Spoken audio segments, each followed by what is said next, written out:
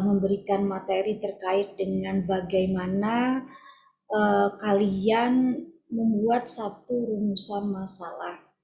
Ya, jadi setelah kita punya ide, ya, hendak menulis apa, ya, kemudian kita mencoba merumuskan masalah, maka selanjutnya karena skripsi itu adalah sebuah karya ilmiah, ya, maka perlu tahapan persiapan dan perencanaan yang baik, ya, dan teknik penulisan yang sesuai, ya, dengan biasanya sih masing-masing kampus, ya, ini punya ciri, ya, punya ciri tersendiri. Ada yang misalnya 4 bab, ada yang skripsi itu terdiri dari 5 bab. Nah, masing-masing itu, ya, teknik penulisannya. Yang jelas, ya, setelah kita sudah punya ide menulis, ya, oh, tentang apa sih ini, kita idenya dulu kita kerucutkan jadi bagian besar. Kalau kita hendak nulis tentang pidana atau perdata atau HTN atau administrasi negara, ya sudah, itu baru nanti kita bisa mencoba merumuskan masalah yang nanti setelah ibunya nanti akan Pak Nanang melanjutkan terkait dengan metode. Nah, kita tinggalkan dulu terkait dengan metode. Bagaimana menulis, ya, sebuah ide, ya, ide kita yang hendak kita tuangkan ke dalam sebuah tulisan yang bentuknya karya ilmiah, ya, tentu kalian harus, ya, menyesuaikan dengan kampus kita, yaitu kampus TISA. Ya, di kampus kita nanti kalian akan diberikan buku pedoman terkait dengan penulisan skripsi. Di kampus kita ini terdiri dari cukup, ya, 4 bab saja. Nanti kalian tuliskan, ya, ide-ide kalian, ya. Kalau sebelumnya tentu saja kalian harus memasukkan dulu judul dan rumusan masalah kalian ke kampus, ya, untuk ditentukan siapa pembimbingnya. Nah, nanti setelah itu nanti pembimbing akan mengarahkan kalian. Nah, bahwa kalau kita memang memilih, ya, penelitian hukum kita sifatnya ini jenis penelitiannya adalah hukum normatif, maka menulisnya didahului dengan bab 1 itu nanti ada pendahuluan, ya, pendahuluan berisi tentang alasan kalian untuk memilih judul, lalu apa rumusan masalah kalian, tujuan dan kegunaan penelitian kalian, metode penelitian yang terdiri dari jenis penelitian, dari sifat penelitian, tipenya, jenis bahan hukumnya apa, bagaimana kalian mengumpulkan bahan atau pengumpulan bahan hukum, pengolahan dan analisis bahan hukum, dan yang bagian E nanti ada sistematika penulisan. Nah, di bab 2 nanti untuk mempertajam analisis kalian pada bab 3, maka bab 2 ini isinya terkait dengan tinjauan pustaka. Ya, cukup tulisannya bab 2 tinjauan pustaka. Isinya adalah hal-hal yang terkait dengan tema, ya, yang kalian angkat di skripsi kalian.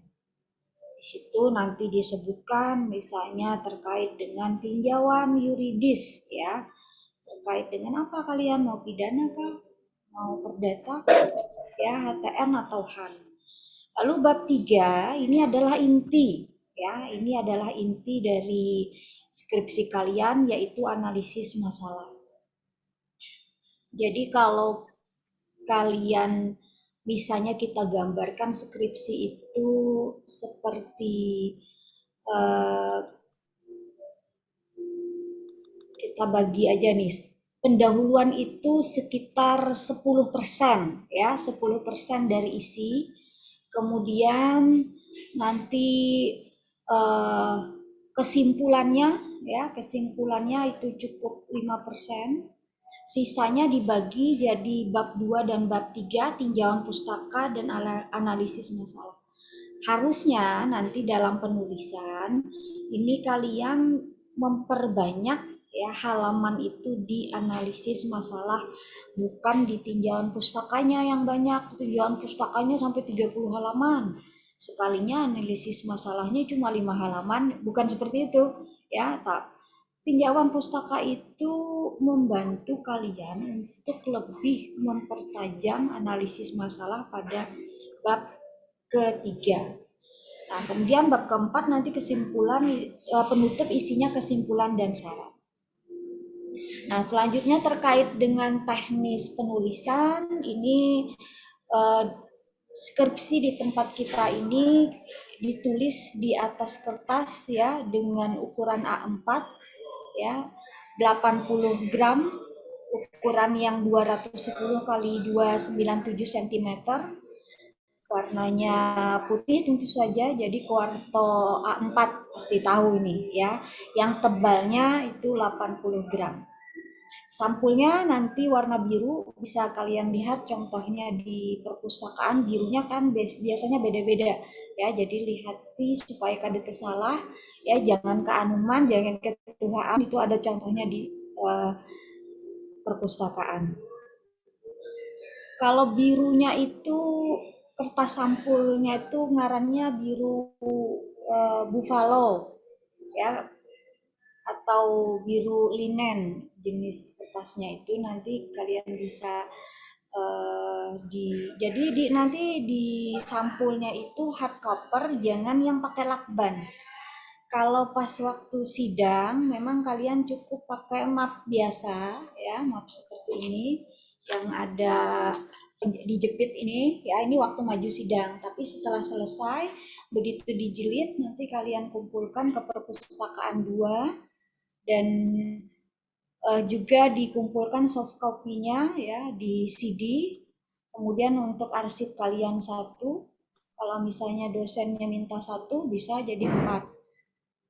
Nah, kemudian eh, ketika kalian menulis ya di komputer, pastikan pengetikannya marginnya ini 4 4 ya, 4 di bagian atas dan di bagian samping kiri. Kenapa samping kiri 4? Karena ini kan nanti untuk dijilid ya, otomatis ada bagian yang terpakai untuk bagian penjilitan, jadi sebelah kiri itu harus 4, di atas 4, kemudian samping kanan dan bawah itu 3. Jadi formatnya 4 4 3 3 ya, ingat seperti itu. Kemudian dipakai biasanya pakai pita pembatas ya, warna merah biasanya. Nah, lalu ketika menulis ya, ini terkait dengan penomoran masalah pengetikan ya, halaman bagian awal ya sebelum bab pendahuluan. Ini diberi nomor urut menggunakan huruf Romawi kecil. Romawi kecil itu yang I kecil itu Romawi kecil namanya. Jadi I kecil, I1, I2, I3 dan seterusnya. Ya, tulisannya di bagian bawah tengah ya, bagian bawah tengah. Lalu bagian berikutnya mulai dari bab 1 pendahuluan itu per bab ya, bab 1, bab 2, bab 3 dan bab 4, setiap bab itu halaman terletak di bawah di tengah ya. Halaman berikutnya terletak di sebelah kanan pojok. Nah, ini menggunakan huruf Latin biasa yang angka 1, 2, 3 dan seterusnya. Nah, pada ingati kanan ini ya, kanan dan kiri ini harus rata, masing-masing rata pinggir kanan dan kiri. Nah, kemudian kalau kita menulis bab, ini kalau sudah sering bikin makalah pasti sudah tahu. Kalau bab 1 berarti satunya menggunakan Romawi besar ya, bab 1, bab 2, bab 3 dan bab 4. Nah, kemudian nanti ada halaman yang bagian yang tidak perlu diberi halaman ya, tidak perlu diberi nomor halaman baik itu pakai Romawi kecil I1 ataupun huruf Latin 1 2 3 dan seterusnya. Yaitu halaman sampul depan. Kalau sampul depan itu kada perlu di bawahnya kasih I1 pakai Romawi kecil tadi.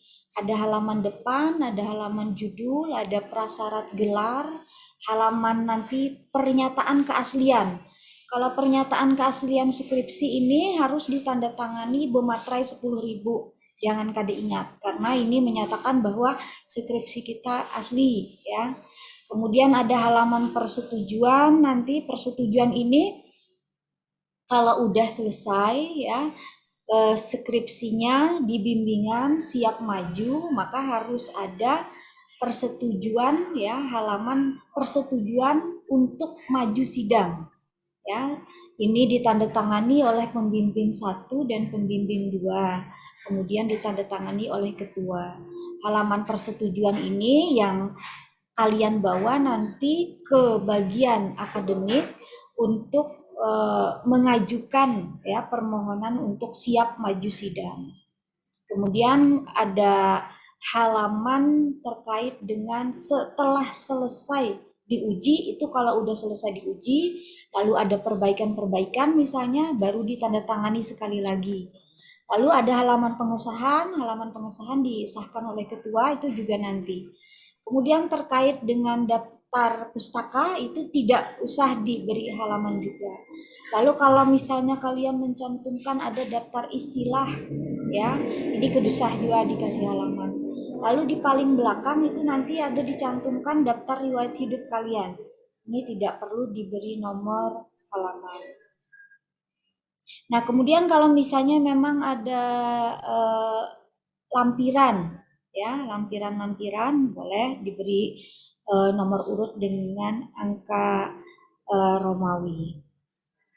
Nah, kemudian penulisan bagian atau bab dan subbab ya, ada bab, ada subbab, kemudian ada subbab lagi biasanya ya. Maka penulisannya ini pertama adalah penulisan angka Romawi besar pada bab tingkat 1 ya, yaitu tadi bab 1 misalnya ya. Kemudian berikutnya setelah bab 1 itu bagiannya adalah dengan menggunakan huruf besar untuk subbab. Jadi misalnya tadi bab 1 pendahuluan lalu A, alasan memilih judul. Jadi A besar. Itu adalah subbab untuk tingkat kedua namanya. Lalu misalnya kalian menjelaskan A ya di tinjauan pustaka. A, pengertian ya pidana dan tindak pidana, misalnya kalian menyebutkan seperti itu. Lalu di bawahnya ini ada lagi bagiannya, jadi subbab, maka menggunakan yaitu angka 1 ya. Lalu di bawahnya lagi misalnya ada, ini kan yang A ini pengertian. 1 pengertian berdasarkan menurut para ahli misalnya. Nah, menurut para ahli yang satunya, lalu menurut para ahlinya kan banyak, ada cuma 1. Lalu setelah A besar, lalu 1, lalu di bawahnya ada A kecil. Nah, nanti kalian untuk jelasnya bisa dilihat nanti di bukunya. Jadi jangan sampai nanti, biasanya kayak gini pengalaman kalau ibu lihat, Buhan Ikambi banyak mengambil dari internet, mengcopy dari internet. Setelah dikopi dari internet, biasanya ya pembagian bab dan subbabnya ini jadi kacau.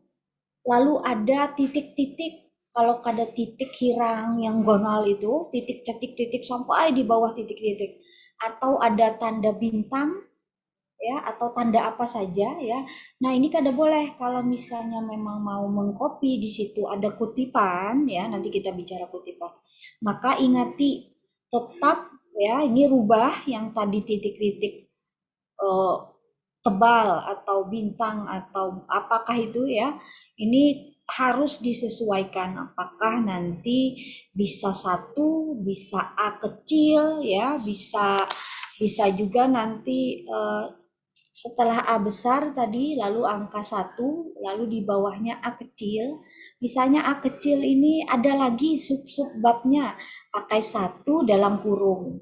Ada lagi di bawahnya pakai A dalam kurung. Jadi misalnya ada hal-hal terkait dengan ciri-ciri misalnya. Nah, ciri-ciri ini merupakan sub-sub bab pada tingkat kelima. Maka kalian tulis satu dalam kurung. Setelah itu ada lagi di bawahnya pengertian ciri-cirinya, ini ada menjelaskan lagi pakai A dalam kurung. Ya, terus seperti itu ya. Satu kurung dua lalu A kurung dua. Nah, ini perlu diperhatikan. Kemudian juga ketika kalian menulis, ingati seperti biasa jarak paragraf satu dengan paragraf lain. Ketika memulai paragraf pertama itu jarak paragraf awal ini masuk 7 ketukan dari batas kiri halaman. 7 ketukan itu ya, kalau misalnya kita bermesin ketik kawak 1 2 3 ya, 7 spasi. Tapi kalian kalau di komputer kan bisa menyetel ya, tabnya ini disetel aja, masuk biasanya 7 ketukan itu sekitar 1,1 cm ya. Nah, itu jadinya langsung aja begitu hendak mulai paragraf awal lagi di bawahnya langsung otomatis ya tersetel di 7 ketukan. Nah, kemudian terkait dengan daftar isi ya, daftar isi nanti memuat bab-bab ya yang ada di skripsi kita. Ya, dimulai dari nanti ada ringkasan, kalian juga perlu menulis ringkasan. Di lain biasanya kadang-kadang bukan ringkasan tapi ada yang bentuknya abstrak. Tapi di tempat kita namanya ringkasan ya. Nah, ini namanya juga ringkasan, maksudnya adalah eh, menceritakan ya isi dari skripsi kalian ya, terkait dengan mulai dari alasan memilih judulnya, kemudian dijelaskan metodenya sedikit, lalu hasil dari jadi beda ringkasan dengan kesimpulan. Jadi kemudian di situ ditulis juga kesimpulan dari sehingga orang ya mungkin kalau males karena terlalu banyak halaman ya lalu males membaca keseluruhan, orang bisa membaca ringkasan sudah paham ya apa isi dari skripsi tersebut. Nah, kalau halaman dari skripsi ini di tempat kita minimal 40 halaman. Tidak termasuk ya di dalamnya daftar pustaka, karena daftar pustaka kada pakai halaman. Jadi itu dari mulai bab 1 pendahuluan sampai dengan kesimpulan saran itu minimal 40 halaman.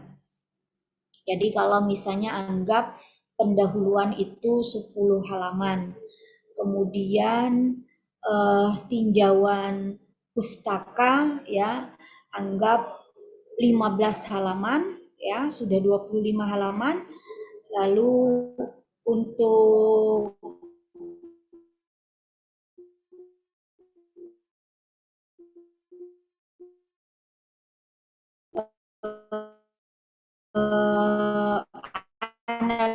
analisis masalah ya, misalnya analisis masalah lalu kesimpulan dasaran palingan cuma 1-2 halaman paling banyak.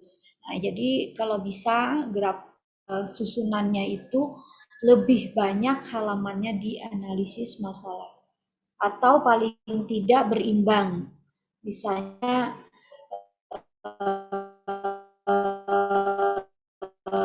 20 halaman di bab atau 15 halaman lah ya, 10 halaman di bab 1, 15 halaman di bab 2, 15 halaman di bab 3, sudah 30, 30, 40, lalu 2 halaman di kesimpulan dan saran. Jangan juga mepet 40 halaman ya, kalau bisa banyak. Ini namanya karya ilmiah ya. Ini kita coba jelaskan ya. Ini dengan bahasa yang tentu saja bahasa baku ya, bahasa baku bahasa Indonesia yang KBBI.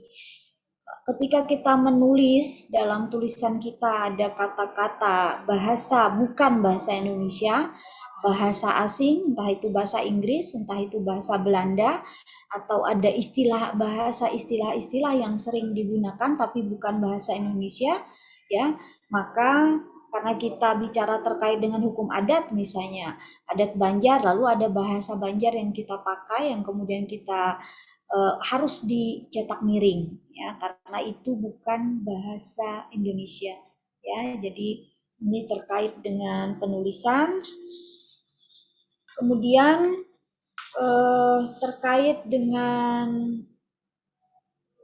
tabel ya, nanti ada daftar tabel misalnya ya, daftar tabel ini ada seluruh judul kepada kepala tabel dimasukkan. Selain daftar isi tadi ada daftar tabel yang disebutkan, misalnya kebetulan ini ada empiris sehingga ada tabel-tabel yang dicantumkan, maka disebutkan di dalam daftar tabel apa judul ya, judul dari tabel tersebut. Kemudian kalau misalnya memang ada gambar, ada daftar gambar, ada misalnya lampiran, ada daftar lampiran dan sebagainya. Nah, lalu terkait dengan daftar pustaka. Ya, daftar pustaka ini memang masing-masing sekali lagi kampus ini bisa jadi berbeda ya antara kampus yang satu dengan kampus yang lain. Kalau di kampus lain mungkin peraturan perundang-undangan yang berdahulu ya. Tapi kalau di kampus kita ini literatur yang berdahulu. Ya, literaturnya nanti disebutkan sesuai namanya, jangan dibolak-balik. Misalnya ngarannya Abdul Qadir Muhammad, jangan Muhammad Abdul Qadir ya. Jadi sesuai saja, sesuai dengan namanya. Ahmadi Hasan misalnya, ya tulis saja Ahmadi Hasan, tidak ditulis Hasan Ahmadi ya. Nah, jadi sesuai diurutkan literatur sesuai dengan nama abjad, mulai dari A misalnya Ahmad tadi, ada B Bambang misalnya, kemudian ada Heri, ada Joni misalnya, terus sampai eh, sesuai dengan urutan abjad. Nah, kemudian eh, peraturan perundang-undangan. Setelah literatur ada peraturan perundang-undangan. Peraturan perundang-undangan ini pertama ya, kita jangan melupakan undang-undang dasar. Jadi peraturan perundang-undangan nomor 1 itu harus Undang-Undang Dasar 1945.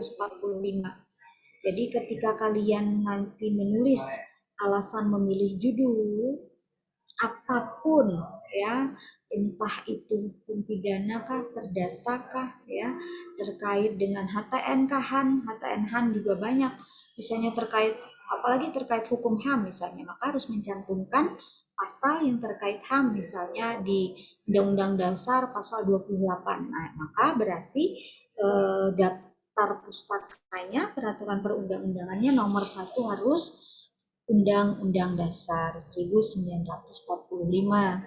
Nah, kemudian baru diurutkan sesuai dengan hierarki peraturan perundang-undangan. Jangan PP berdahulu, ya harus undang-undang. Undang-undang dulu, terus baru PP, baru misalnya di bawahnya kebetulan misalnya ada Perpres kah, ada Permen kah, ya, ada sampai dengan Perda misalnya, semuanya masukkan di situ. Nah, terkait dengan peraturan perundang-undangan, ini ingati tahunnya. Ya, misalnya tadi ada Undang-Undang nomor 1 tahun 46 misalnya. Baru tahun setelahnya ada tahun 70, lalu tahun 80, tahun 2000. Nah, diurutkan ya mulai dari tahun lama sampai tahun yang terbaru. Jangan terbolak-balik. Nah, begitu juga misalnya ada PP. Nah, PP juga seperti itu, tahunnya harus diurutkan. Nah, baru kemudian ada internet. Kalau memang kalian, jadi karena ini karya ilmiah ya, supaya kita terhindar dari plagiasi, maka kita harus jujur. Kita ngambilnya di mana? Oh, kebetulan kita ngambil dari internet. Ya, kita ngambil dari internet. Ya, terkait dengan apa? Sebutkan saja. Misalnya Andi Munawarman. Judulnya Sejarah Singkat Polri. Mana webnya? Sebutkan webnya. Lalu sebutkan pula diakses pada tanggal. Nah, diakses pada tanggal berapa? Oh, diakses pada tanggal 20 Agustus misalnya. Sebutkan saja ya. Ini bukti kalian bahwa memang mengutip, ya, bukti kalian bahwa mengutip dari orang lain bukan dari pemikiran kalian. Harus ya jujur ya, karena supaya terhindar dari plagiasi. Nah, salah satu uh, cara menghindari plagiasi maka harus jujur dalam hal tadi kita mengutip. Nah, lalu ada bagaimana cara kita menulis kutipan, menulis footnote. Nah, kutipan ini kan ada kutipan langsung. Ada kutipan langsung panjang, ada yang kutipan langsung pendek. Ada kutipan tidak langsung. Kalau kutipan langsung cuma ada lebih dari 5 baris, ya, anggap 4 baris aja. Artinya itu kutipannya kutipan langsung, kita mengutip langsung tanpa merubah. Itu maksudnya kata-katanya.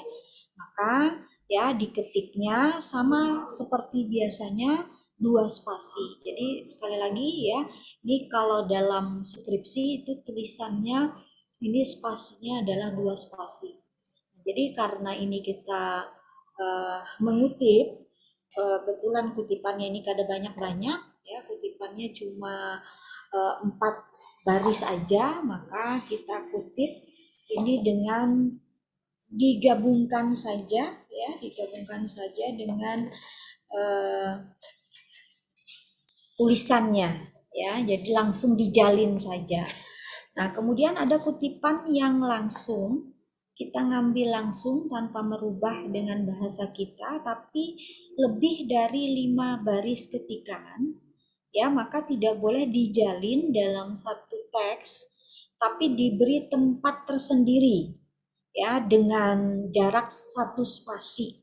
Jadi kada 2 spasi, tapi kita pakai spasi tunggal atau pakai jarak 1 spasi ya, tanpa diberi tanda petik. Pada paragraf pertama masuk ke dalam seperti paragraf biasa, masuk ke dalam dulu 7 ketukan atau 1,1 cm ya dari garis margin sebelah kiri ya. Kemudian seterusnya sama rata ya, menjorok bagian baris keduanya terus sampai selesai. Contoh ya, adapun pengertian ilmu kedokteran kehakiman atau ilmu kedokteran forensik menurut Sutomo Cokro Negoro adalah ya, lalu diberi footnote ya, misalnya nomor 1 misalnya.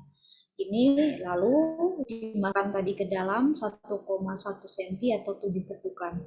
Ilmu kedokteran yang digunakan untuk kepentingan pengadilan artinya adalah ilmu kedokteran kehakiman dan seterusnya ya, sampai di dalam peradilan pidana yang dilaksanakan. Nah, ini ya kebetulan ada 7 misalnya, ada 7 baris yang kita ketik, maka ya dikutip langsung, maka dimasukkan secara berurutan rata kanan kiri ya, dengan memasukkan tadi 7 ketukan.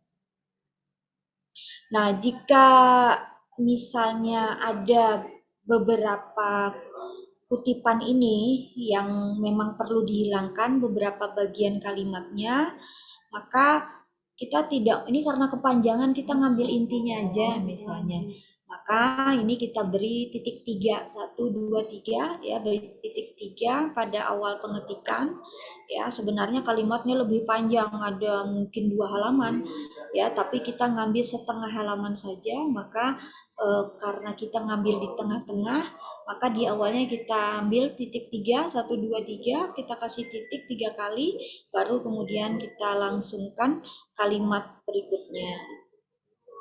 Nah, kemudian ada kutipan yang tidak langsung, ya.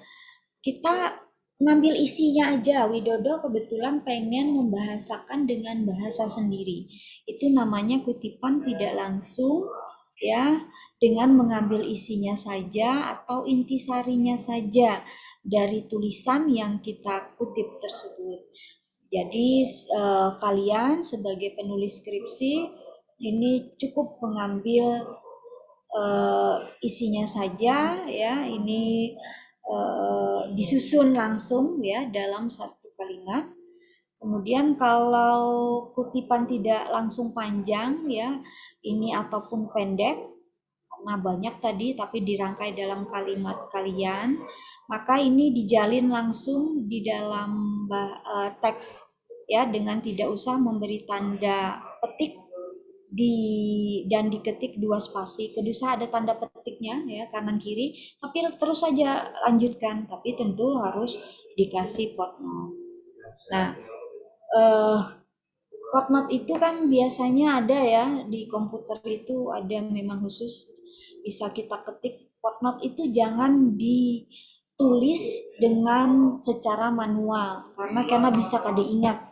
Dan footnote itu bersambung, jangan bab 1 1 sampai 10, bab 2 1 bulan, bab 3 sambung 1 lagi, tidak.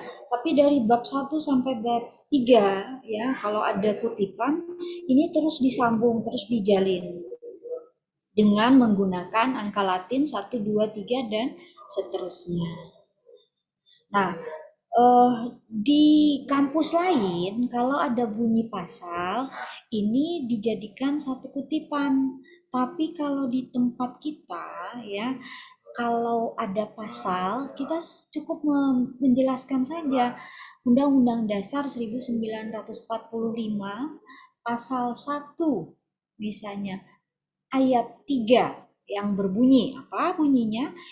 Itu tidak usah diberi footnote, ya, jangan diberi footnote karena sudah emang di kampus lain ada yang diberi footnote, di bawah dijelaskan lagi setelah misalnya footnote-nya nomor 1 di bawah ditulis Undang-Undang Dasar. Nah, di tempat kita kedusah terkait dengan peraturan perundang-undangan tidak usah diberi footnote karena sudah dijelaskan di bagian penulisan skripsinya.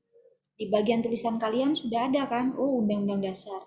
Oh, PP nomor 1 tahun 2021 misalnya disebutkan. Nah, itu kan sudah dijelaskan di atas di bagian tulisan. Kada perlu lagi dijelaskan atau diberi footnote.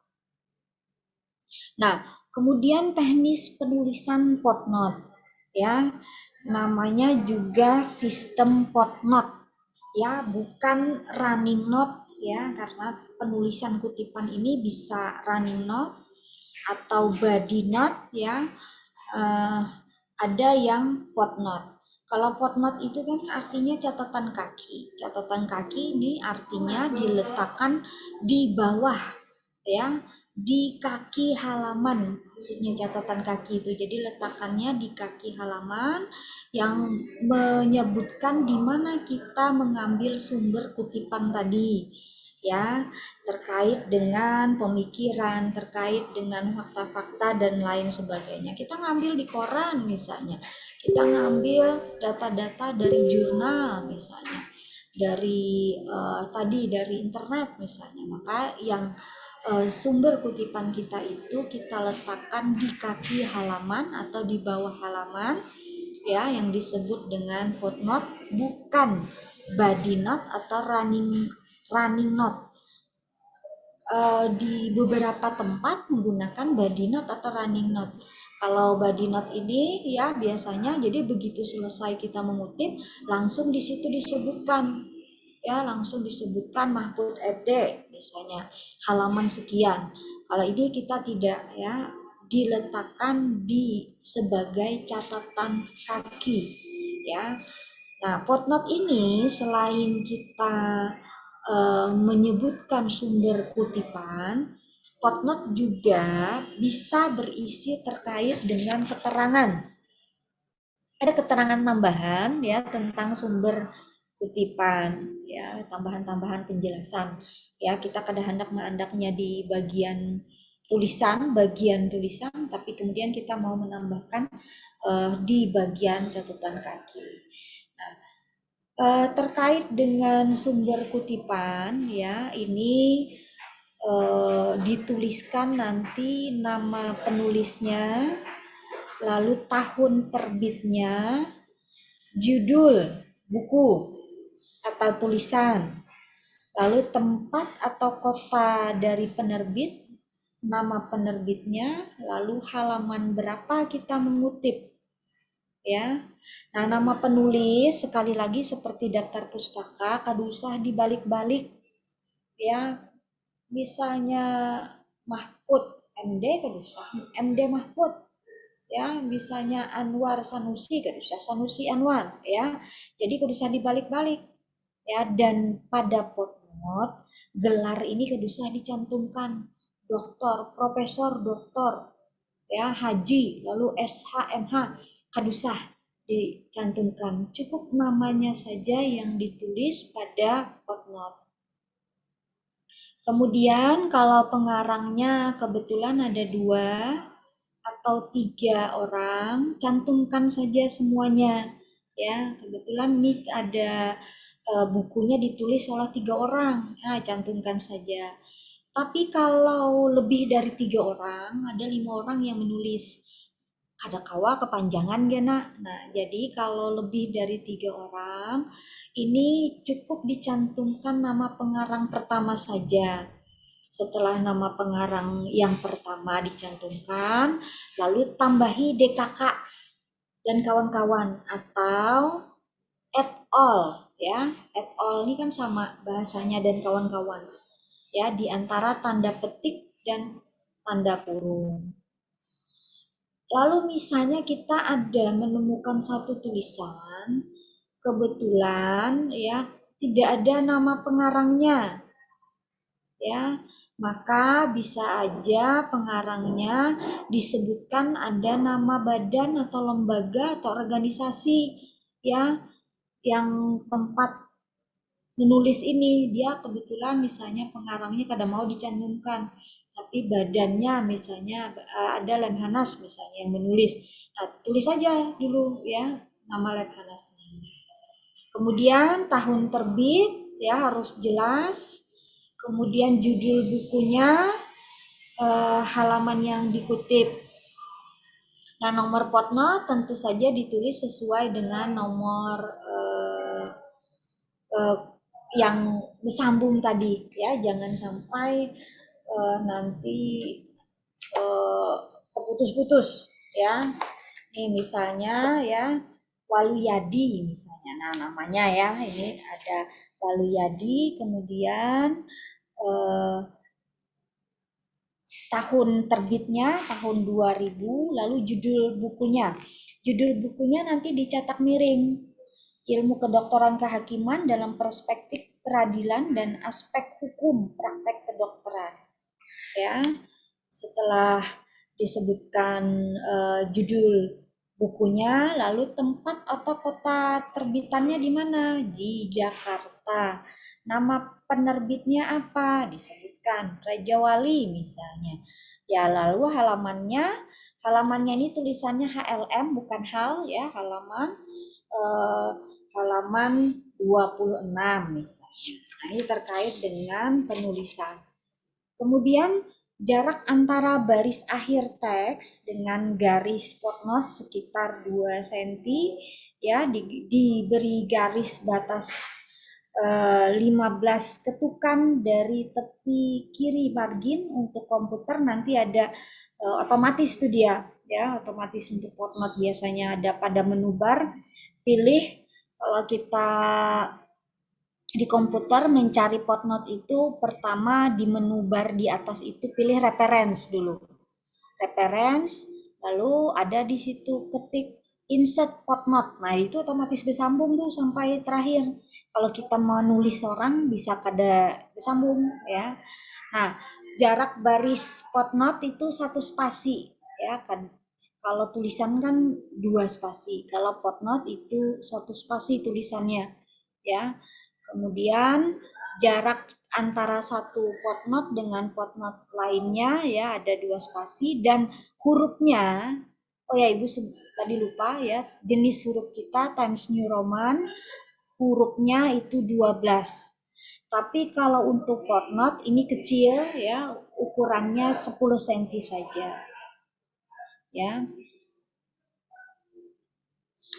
Kemudian terkait dengan misalnya kita ngambil jurnal nih ya. Kita ngambil jurnal, maka kita sebutkan kutukan siapa pengarang jurnalnya. Contoh Wahyu, pengaruh hukum pidana internasional terhadap hukum pidana nasional, tahunnya 2019, artikelnya dalam mana ditulis? Oh, artikel dalam jurnal. Ya, jurnal Belum Bahadat. Itu jurnal hukum agama Hindu nomor berapa? Contoh di sini ada nomor 2, volumenya volume 9, volume 9 Desember, kemudian halaman 27. Nah, itu kalau kita ngambil dari kutipan dari jurnal. Kemudian bisa juga kita mengambil dari majalah, misalnya R. Subekti, peranan Mahkamah Agung dalam pembinaan hukum.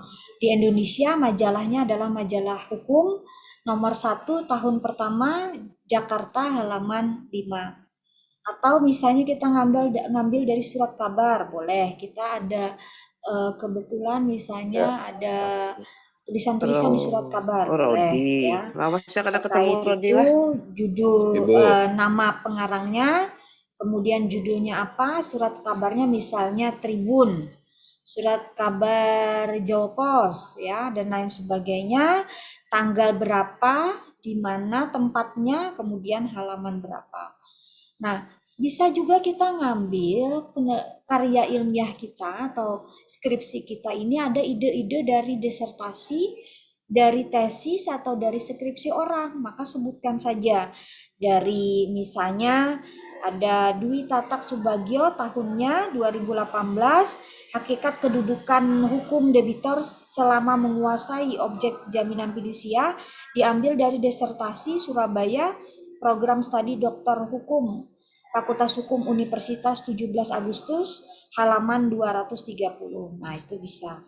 Atau misalnya dari wawancara ya. Ini wawancara dari Irjen Polisi siapa yang merupakan Kapolda Kalimantan Selatan, misalnya wawancara pribadi pada Banjarmasin, tanggalnya tanggal berapa, itu bisa. Diambil dari artikel bisa, diambil dari buku yang terjemahan, boleh. Judul pengarangnya, kemudian judulnya diterjemahkan oleh siapa, halaman berapa, dari internet boleh.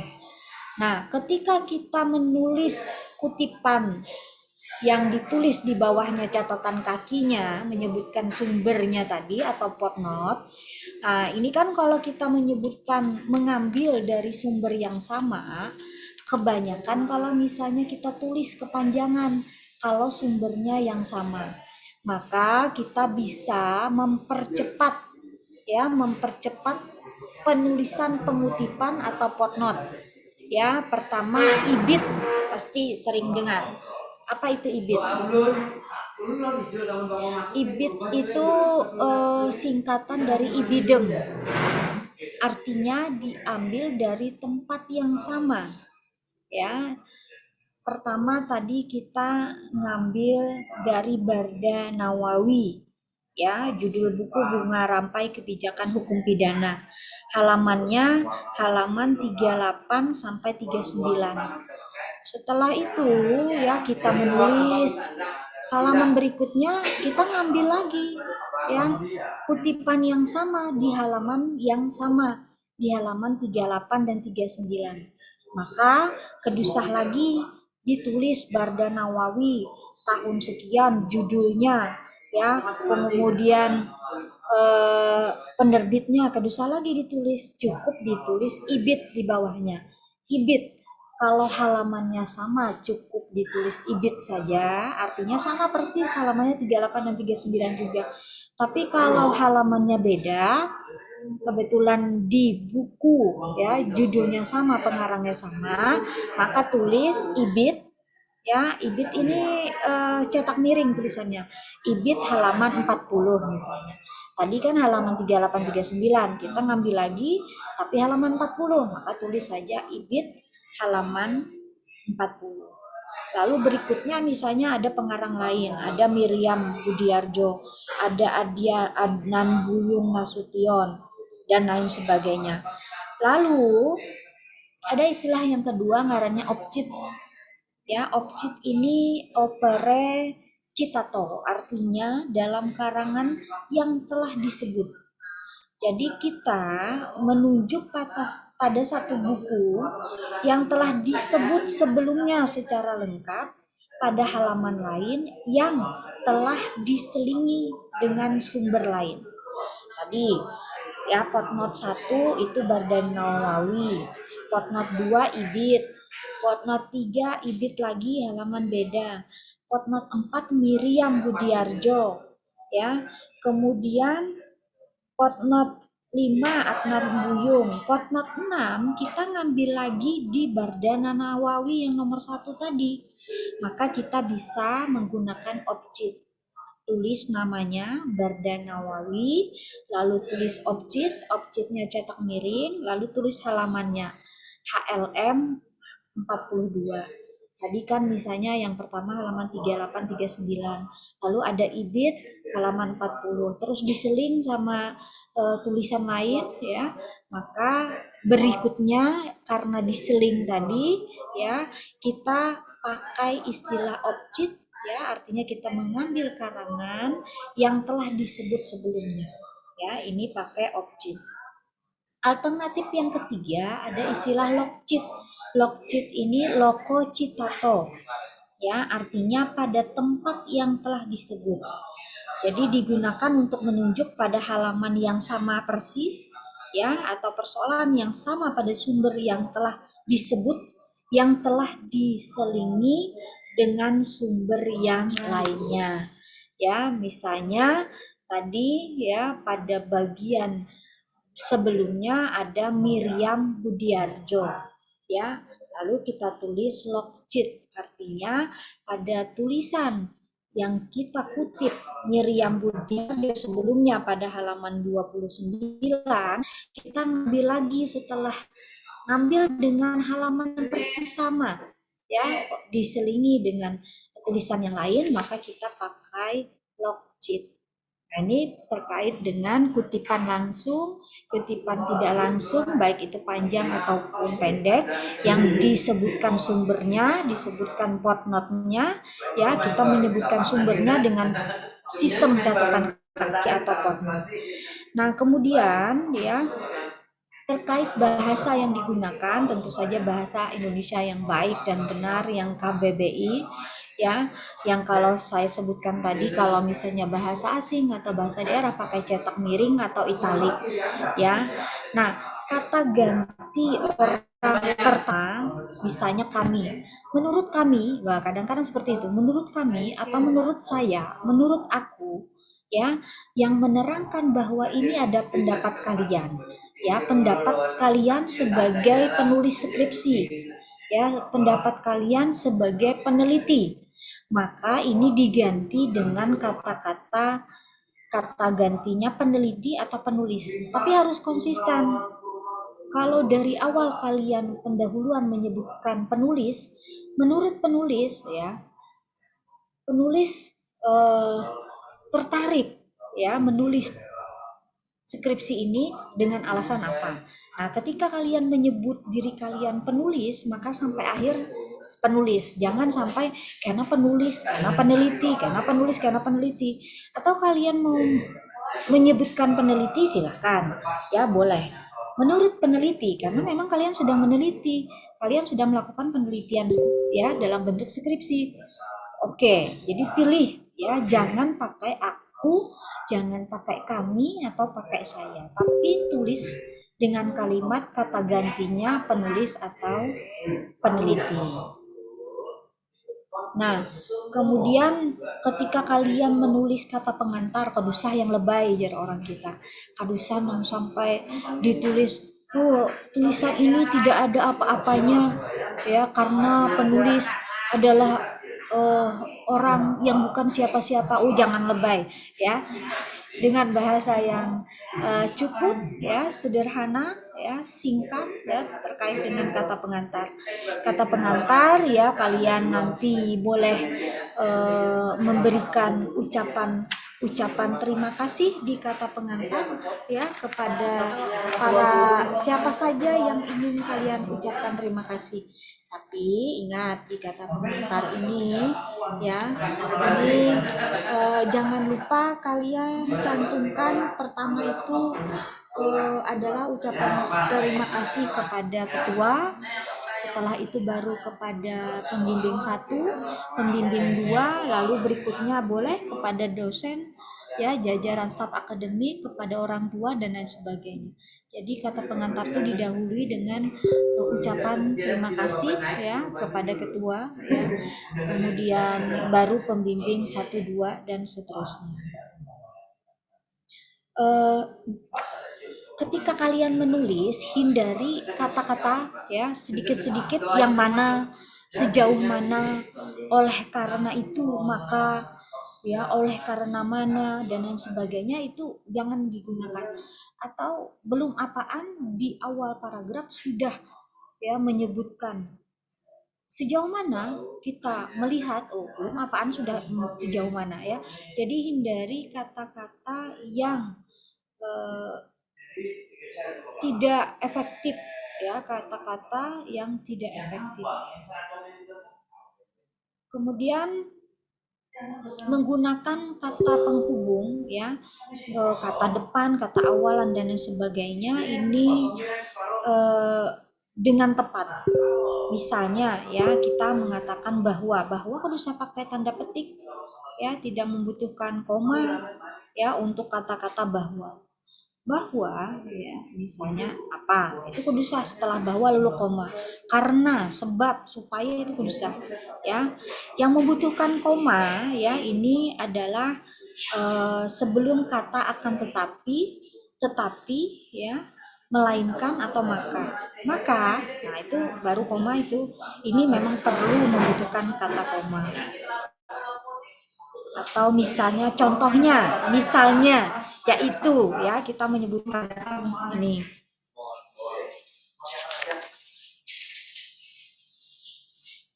itu huruf sudah, awal paragraf sudah,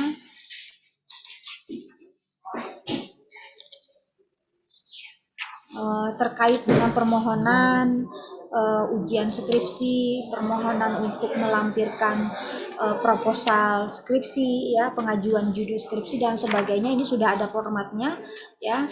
Nah, kemudian terkait contoh halaman depan skripsi dan yang sebagainya nanti ada di buku, kalian akan terima bukunya insya Allah setelah lebaran, nanti bukunya selesai dicetak, kalian bisa dapatkan sertifikat dan buku terkait dengan penulisan skripsi.